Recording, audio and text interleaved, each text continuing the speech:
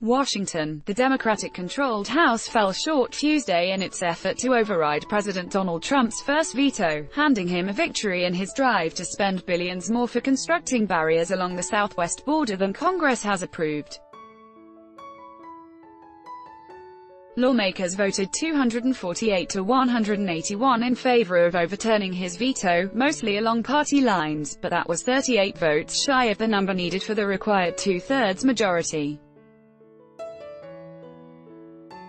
The outcome, not a surprise, enabled Trump to move forward on an issue that was a hallmark of his 2016 presidential campaign and of his presidency.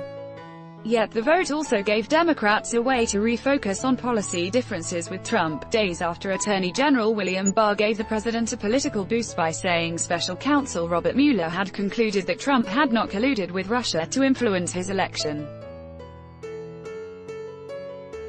Congress sent Trump a resolution this month annulling the national emergency that Trump had declared at the U.S.-Mexico border. That included passage by the Republican-led Senate, in which 12 GOP senators, nearly one of every four, voted with Democrats to block him. Trump vetoed that measure almost immediately. Trump had declared the border emergency under a law that lets him shift budget funds to address dire situations. His plan is to shift an additional $3.6 billion from military construction projects to work on border barriers. Congress voted this year to limit spending on such barriers to less than $1.4 billion, and Democrats called his declaration a gambit for ignoring lawmakers' constitutional control over spending. "We take an oath that we must honor, to protect the Constitution," said House Speaker Nancy Pelosi, speaking on her 79th birthday. "The choice is simple, between partisanship and patriotism. Between honoring our sacred oath or, hypocritically, inconsistently breaking this oath." Rep. Joaquin Castro, D. Texas, called Trump's declaration constitutional vandalism. Republicans said Trump was merely acting under a law that gives presidents emergency powers, and was trying to head off Democrats with little concern about border security. Rep.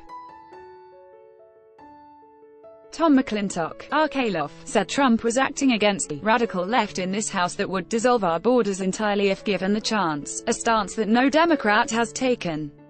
Representative Paul Mitchell, R.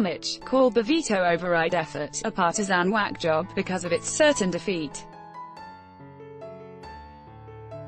14 Republicans, a mix of conservatives plus moderates from swing districts, joined all voting Democrats in favor of the override. It was the same 13 who opposed the veto in last month's House vote plus Rep. John Katko, RNY, who missed that roll call. In a symbolic move by Democrats, presiding over the debate and vote was freshman Rep. Veronica Escobar, D. Texas, representing a district surrounding El Paso along the Mexican border.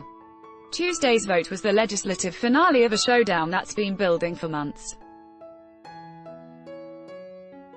Even with his veto remaining intact, Trump may not be able to spend the money for barriers quickly because of lawsuits that might take years to resolve.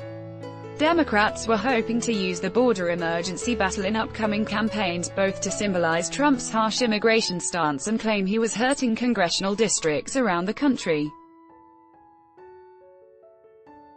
The Pentagon sent lawmakers a list last week of hundreds of military construction projects that might be cut to pay for barrier work. Though the list was tentative, Democrats were asserting that GOP lawmakers were endangering local bases to pay for the wall. Opponents of Trump's emergency warned that besides usurping Congress' role in making spending decisions, he was inviting future Democratic presidents to circumvent lawmakers by declaring emergencies to finance their own favored initiatives. Trump supporters said he was simply acting under a 1976 law that lets presidents declare national emergencies. Trump's declaration was the 60th presidential emergency under that statute, but the first aimed at spending that Congress explicitly denied, according to New York University's Brennan Center for Justice, which tracks the law. The House approved the resolution blocking Trump's emergency by 245 to 182 in February. On Tuesday, Trump opponents will need to reach 288 votes to prevail.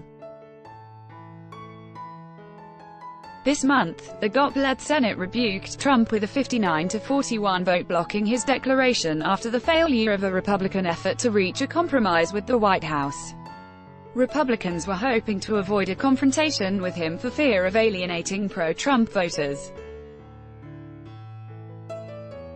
With the House override failing, the Senate won't attempt its own override and the veto will stand. Contact us at editors@time.com.